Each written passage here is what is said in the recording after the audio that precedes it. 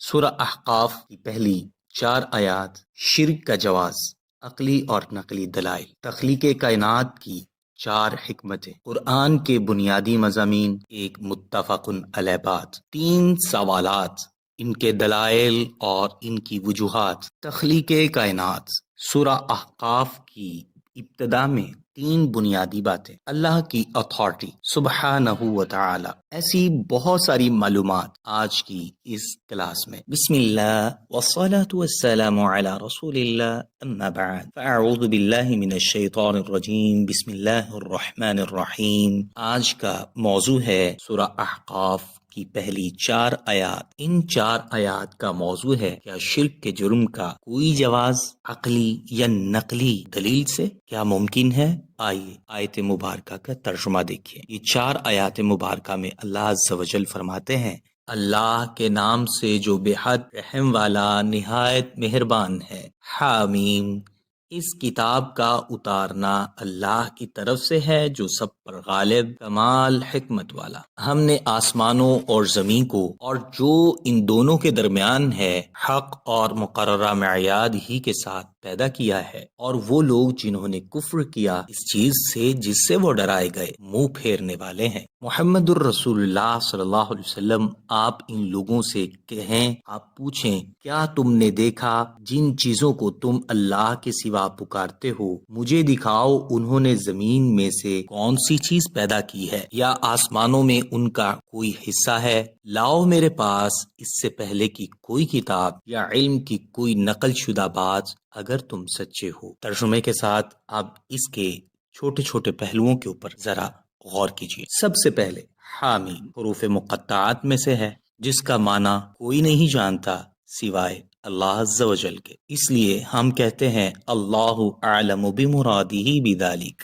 دوسری آیت مبارکہ سے پتہ چلتا ہے جس کا ترجمہ ہے کہ اس کتاب کا اتارنا اللہ کی طرف سے ہے جو سب پر غالب، کمال حکمت والا ہے۔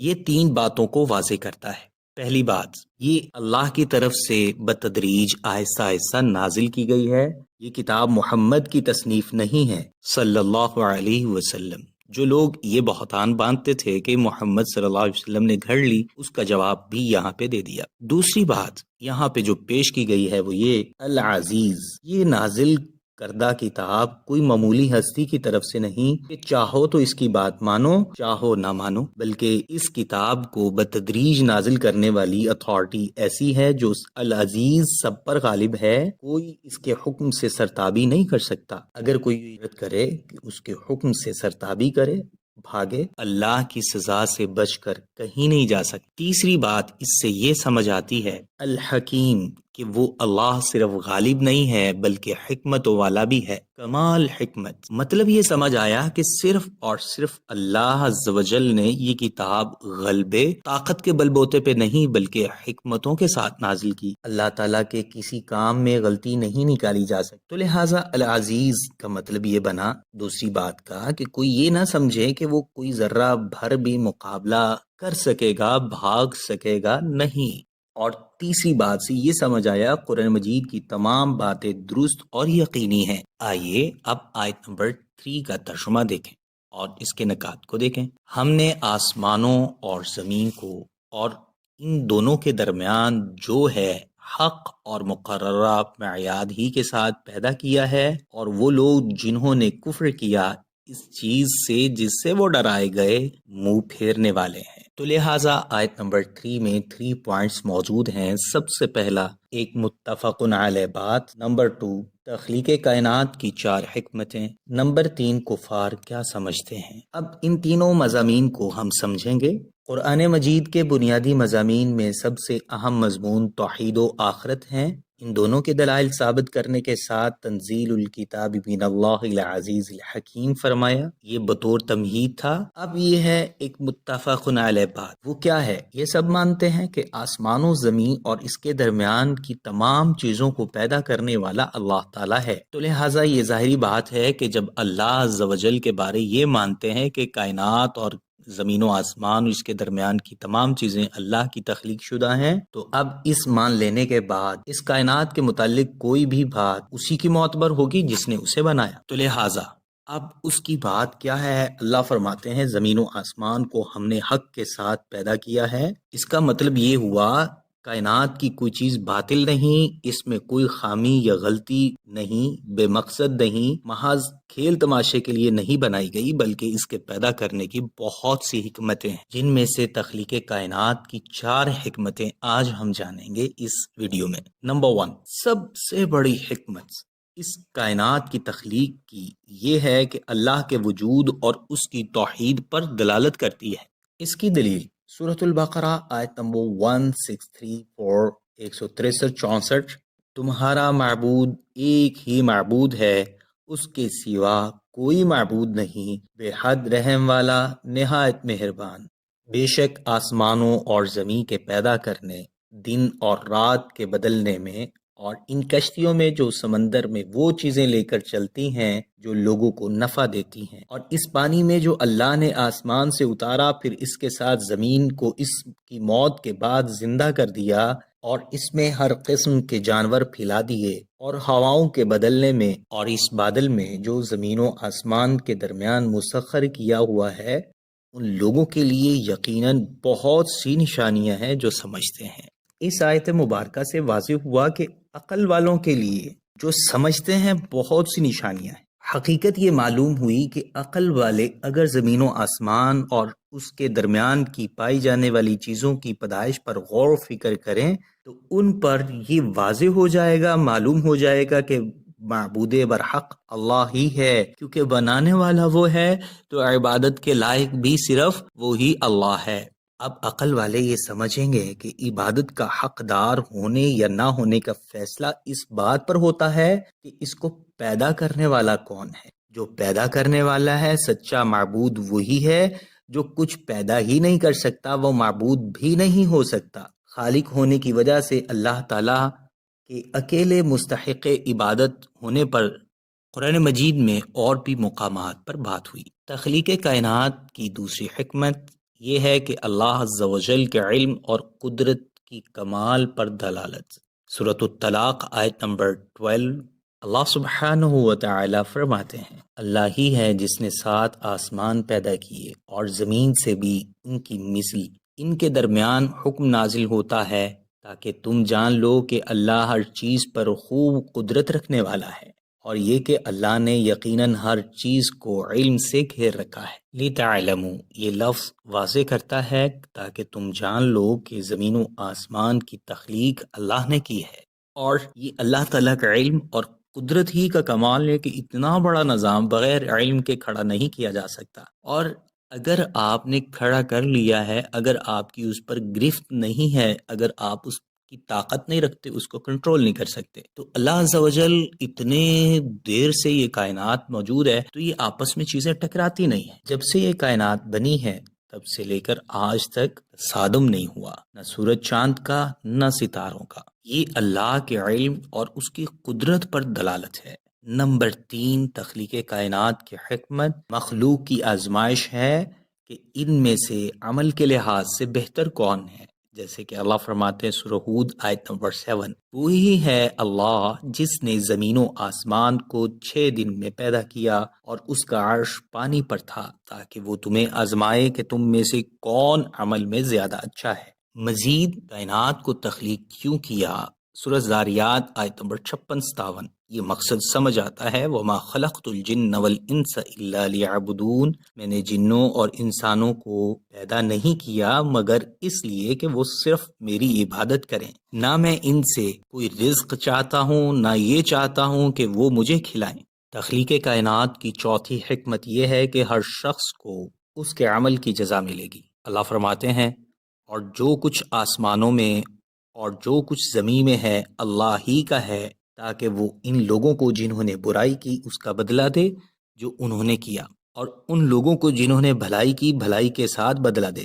اب سوال ہے کفار کیا چاہتے ہیں؟ کفار چونکہ سمجھتے تھے کہ زمین و آسمان کی پیدائش کا کوئی مقصد نہیں، نہ اللہ کی طرف سے ان پر کوئی ذمہ داری عائد ہوئی ہے، نہ حساب ہوگا، نہ جزا و سزا کا کوئی معاملہ، ان کے مطابق زمین و آسمان کا یہ سب سلسلہ باطل بے مقصد ہے۔ اس بات کی تردید اللہ تعالیٰ نے یوں فرمائی کہ ہم نے آسمان و زمین کو اور ان کے درمیان کی چیزوں کو بیکار پیدا نہیں کیا، یہ ان لوگوں کا گمان ہے جنہوں نے کفر کیا، تو لہٰذا ان لوگوں کے لیے جنہوں نے کفر کیا ہے آگ کی صورت میں بڑی ہلاکت ہوگی۔ سورہ صاد آیت نمبر 27۔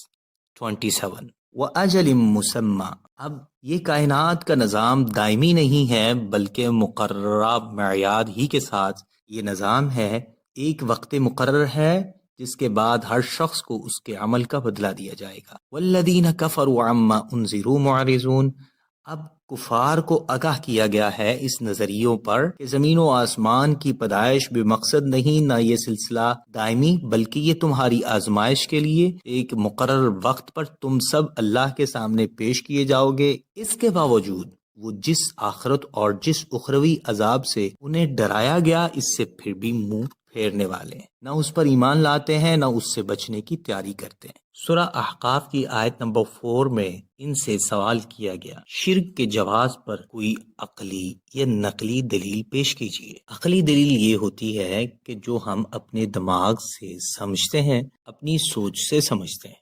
مثال کے طور پہ رات کے بعد دن آتا ہے، یہ بھی ہم عقل سے سمجھ لیتے ہیں رات کے بعد دن آتا ہے۔ نقلی دلیل وہ ہوتی ہے جو ہمیں کسی معتبر ذریعے سے ملے، جیسے قرآن و حدیث۔ چونکہ قرآن و حدیث ہی وہ معتبر ذریعہ ہے جس میں کوئی غلطی کا امکان نہیں، کیونکہ وہ اللہ اور اس کے رسول کی بات ہوتی ہے جس میں جھوٹ کا ذرا برابر بھی امکان نہیں رہتا۔ سورہ احقاف کی آیت نمبر 4 کا ترجمہ کہ محمد الرسول اللہ صلی اللہ علیہ وسلم فرما دیجئے، کیا آپ نے دیکھا کہ جن چیزوں کو تم اللہ کے سوا پکارتے ہو، مجھے دکھاؤ انہوں نے زمین میں سے کون سی چیز پیدا کی ہے، یا آسمانوں میں ان کا کوئی حصہ ہے؟ لاؤ میرے پاس اس سے پہلے کی کوئی کتاب یا علم کی کوئی نقل شدہ بات اگر تم سچے ہو۔ جیسے کہ آپ نے دیکھا کہ اکیلے معبود ہونے کی سب سے واضح اور بڑی دلیل یہ ہے کائنات کو پیدا کرنا۔ جو کائنات کو پیدا کرنے والا ہے عبادت کا مستحق بھی وہی ہے، یہ عقلی دلیل ہے جسے کوئی صاحب عقل رد نہیں کر سکتا۔ کفار کی اس کے جواب سے بے بسی واضح کرنے کے لیے اسے مناظرانہ انداز میں پیش کرنے کا حکم دیا کہ آپ ان سے پوچھیں، مجھے بتاؤ کہ اللہ کے سوا جن ہستیوں کو تم پکارتے ہو، مجھے دکھاؤ کہ زمین کی کون سی چیز ہے جو پوری کی پوری انہوں نے پیدا کی ہو، یا زمین و آسمان کی کوئی چیز دکھاؤ جو پوری نہ صحیح اس کے بنانے یا چلانے میں ان کا کوئی حصہ موجود ہو، یا ان میں سے کوئی اللہ کا مددگار ہو بنانے میں۔ ایسا بھی کچھ نہیں۔ سورہ سبا کی آیت نمبر 22 بھی ملائیں تو یہ معنی سمجھ آتا ہے۔ یہ عقلی دلیل ہے کہ جب وہ کائنات اور کائنات میں موجود چیزوں کو بنانے والے نہیں ہیں اور اس کے بنانے میں حصہ دار بھی نہیں ہے، نہ اللہ تعالیٰ کے کسی طریقے سے اس کو بنانے میں مددگار تھے، تو جب نہیں ہے تو عبادت کے مستحق وہ کیسے ہو گئے؟ اور جب اللہ اکیلا کائنات اور اس کی تمام چیزوں کو تخلیق کرنے والا ہے، نہ اس کا کوئی مددگار ہے اور نہ کوئی اس کا حصہ دار ہے، تو پھر وہی اکیلا معبود برحق عبادت کے لائق ہے، اسی کی عبادت ہونی چاہیے، وہ وحدہ لا شریک ہے۔ قل هو اللہ احد اللہ الصمد، اللہ اکیلا، وہ بے نیاز، نہ وہ کسی کا بیٹا نہ کسی کا باپ، اور نہ اس کا کوئی ہمسر ہے، کاموں میں اس کا شراکت دار ہے۔ یہ بالکل واضح، یہ عقلی طور پہ جب واضح ہوا تو اب اگر یہ عقلی دلیل تمہارے پاس نہیں تو نقلی دلیل ہی پیش کر دو۔ نقلی دلیل وہ ہوتی ہے جو ہمیں کسی معتبر ذریعے سے ملے، جیسے قرآن، حدیث۔ مثال کے طور پہ جیسے ہم ابھی قرآن مجید کی کوئی آیت کا ترجمہ یا حدیث مبارکہ ویسی کی ویسے آپ کو بتا دی گئی جو وہاں سے پڑھی گئی تھی، اس کو کہتے ہیں نقل کرنا، ایک جگہ سے کاپی کر کے دوسری جگہ پیسٹ کرنا، نقلی دلیل کہلاتا ہے۔ لہٰذا شرک کی عقلی دلیل پیش نہیں کر سکتے تو کوئی معتبر نقلی دلیل ہی لے آؤ۔ اب قرآن مجید اور حدیث مبارکہ سے بڑھ کر بھی اس سے پہلے کی کسی آسمانی کتاب مثلا تورات یا انجیل وغیرہ سے ہی شرک کا ثبوت لے آؤ جو کسی قابل اعتماد طریقے سے ہم تک پہنچتی ہو، کیونکہ اس کے بغیر اس کا آسمانی کتاب ہونا ثابت ہی نہیں ہوتا۔ یا پہلے انبیاء کی کسی ایک حدیث سے منقول بات لے آؤ جو صرف ایک گمان یا آئیڈیے سے منقول نہ ہو بلکہ اس سے علم و یقین حاصل ہوتا ہو، اس طرح وہ صحیح سند یا تواتر کے ساتھ نقل ہوئی ہو، کیونکہ وہم و گمان پر مبنی چیز کو علم نہیں کہا جاتا۔ اللہ سبحانہ و تعالیٰ کا فرمان ہے، انہیں اس کے متعلق کوئی علم نہیں، وہ صرف گمان کے پیچھے چل رہے ہیں، بے شک گمان حق کے مقابلے میں کسی کام نہیں آتا۔ لہٰذا تمہیں کوئی ایسی قدیم آسمانی کتاب یا کسی نبی کی حدیث نہیں ملے گی جس میں شرک کا کوئی شیبہ بھی موجود ہو۔ وجہ کیا ہے؟ اس کی وجہ یہ ہے کیونکہ ہر رسول نے توحید ہی کی تعلیم دی ہے۔ اللہ عز و جل فرماتے ہیں کہ ہم نے ہر امت میں ایک رسول بھیجا کہ اللہ کی عبادت کرو کہ طاغوت سے بچو، اور ہم نے آپ سے پہلے کوئی رسول نہیں بھیجا مگر اس کی طرف یہ وحی کرتے تھے کہ حقیقت یہ ہے کہ میرے سوا کوئی معبود نہیں، لہٰذا میری عبادت کرو۔ کتاب سے مراد اللہ تعالیٰ کی نازل کردہ کتاب ہی مراد لی جا سکتی ہے، نہ کہ اس سے مراد کسی فلسفی، کسی سائنسدان کی ریسرچ، نہ تو اس طرح کی کوئی اور بات، کیونکہ دہریہ قسم کے سائنسدان اپنی تحقیقات کے ذریعے یہ ثابت کرنے کی کوشش کرتے ہیں کہ کائنات خود بخود پیدا ہوئی، خود بخود ہی چل رہی ہے، زمانے کو خالق و مالک قرار دیتے ہیں اور کہتے ہیں کہ ہمیں گردش زمانہ ہی ہلاک کرتا ہے۔ تو سوال ہے کہ گردش زمانہ ہلاک کرتا ہے تو زمانے کو چلانے والا کون ہے؟ تو لہٰذا کتاب سے مراد اللہ کی نازل کردہ کتاب ہے۔ اللہ سبحانہ و تعالیٰ فرماتے ہیں، محمد الرسول اللہ آپ فرمائیں، کیا تم نے اپنے شریکوں کو دیکھا جنہیں تم اللہ کے سوا پکارتے ہو؟ مجھے دکھاؤ زمین میں انہوں نے کون سی چیز پیدا کی ہے، یا آسمان میں ان کا کوئی حصہ ہے، یا ہم نے انہیں کوئی کتاب دی ہے کہ وہ اس کی کسی دلیل پر قائم ہے؟ بلکہ ظالم لوگ ان کے بعض کو دھوکے کے سوا کچھ نہیں دیتے۔ تو یہاں سے پتہ چلا کہ جتنے بھی ظلم و ستم کرنے والے دھوکے باز ہوتے ہیں۔ قرآن سے ہمیں نور عطا کر، دل کو ایمان عطا کر، یا رب ہمیں یہ حق پر رکھنا، شرک سے ہم کو بچا کر۔ اللہ اللہ یا ربا، اللہ اللہ یا ربا۔